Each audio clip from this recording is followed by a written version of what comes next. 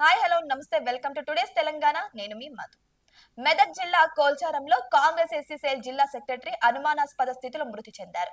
మంగళవారం తెల్లవారుజామున Medak to Hyderabad road పక్కన కారు అదుపు తప్పినట్టుగా కారులో అనిల్ మృతదేహం పడి ఉంది.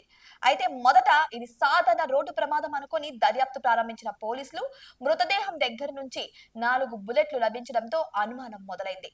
ఇక ప్రమాద సమయంలో అనిల్ కుడి భుజం, వీపు, చేతులపై కూడా బుల్లెట్ గాయాలున్నాయి. ఇక అనిల్ కూర్చున్న సీట్ లో రక్తపు మరకలు ఉన్నాయి. దీంతో ఇది హత్య, ఆత్మహత్య అనే కోణంలో పోలీసులు దర్యాప్తు చేస్తున్నారు. అనిల్ కారులో ఒంటరిగా ప్రయాణిస్తున్నట్టు ప్రాథమికంగా గుర్తించారు. అయితే సంఘటన జరిగిన ప్రాంతం ఓపెన్ ఫీల్డ్ ప్రాంతం కావడం, ఇక కారులో బలవంతంగా కూర్చోబెట్టినట్టు శారీరక భంగిమలు ఉండడం తెలుస్తోంది. ఈ విషయాలన్నీ పోలీసులకు మరింత అనుమానం కలిగించేలా ఉన్నాయి. ఇక కారుపై ఎక్కడ బుల్లెట్ గాయాలు కనిపించకుండా కాల్చినట్టు పోలీసులు అనుమానం వ్యక్తం చేస్తున్నారు. ఇక చూస్తే కారు సమీపంలో ఎలాంటి ఆహుతులు జాడలు లేకపోవడం కూడా తెలుస్తుంది. ఇక ఫోరెన్సిక్ బృందం ఘటనా స్థలానికి వచ్చి బుల్లెట్లు, కారు అంతర్భాగాన్ని పరిశీలించడంతో పోలీసులు అసలు కారణాన్ని వెలికి తీయడానికి తీవ్రంగా కృషి చేస్తున్నట్టు తెలుస్తోంది. ఇక మృతదేహాన్ని మెదక్ జిల్లా ప్రభుత్వ ఆసుపత్రికి అయితే చివరిగా తరలించడం అయితే జరిగింది. ఇక అనిల్ మృతిపై సమాచారం తెలియగానే జిల్లా కాంగ్రెస్ పార్టీ శ్రేణులు సంఘటన స్థలానికి చేరుకున్నారు.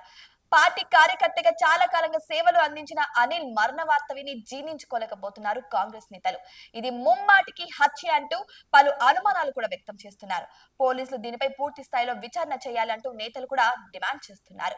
ఇక పోలీసులు అనిల్ వ్యక్తిగత సంబంధాలు, రాజకీయ నేపథ్యం, ఇటీవల కాలంలో ఎవరైనా బెదిరింపులకు పాల్పడ్డారా అనే అంశాలపై కూడా దృష్టి సారించారు పోలీసులు. ఇక అనిల్ కు కుటుంబం నుంచి వచ్చిన ఫిర్యాదు ఆధారంగా మరింత సమాచారం అయితే వెలుగు చూడనుంది. ఇదిలా ఉండగా ఈ ఘటన పట్ల ప్రజల్లోనూ తీవ్ర చర్చ నడుస్తుంది. ఒక రాజకీయ నాయకుడు ఇలా బుల్లెట్లు గల పరిస్థితిలో మృతి చెందడం ఏంటి అన్నదే ఇక్కడ ప్రధాన ప్రశ్నగా మారింది. అయితే ఈ ఘటన నిజంగానే ప్రమాదమేనా, లేకపోతే హత్యనా, లేకపోతే ఆత్మహత్యను హత్యగా మలిచే కుట్రనా అన్న దానిపై త్వరలోనే స్పష్టత రానుంది. ఇక జిల్లా పోలీసు ఉన్నతాధికారులు ఈ కేసును అన్ని కోణాల్లో విచారణ చేపట్టనున్నట్టు సమాచారం. ఏదేమైనా సరే ఈ హత్య ఇక్కడ ప్రజల్లోనూ మరియు రాజకీయ నాయకుల్లోనూ తీవ్ర దిగ్భ్రాంతిని అయితే వ్యక్తం చేసింది. ఇటువంటి మరిన్ని అప్డేట్స్ కోసం మా ఛానల్ ని సబ్స్క్రైబ్ చేసుకోండి.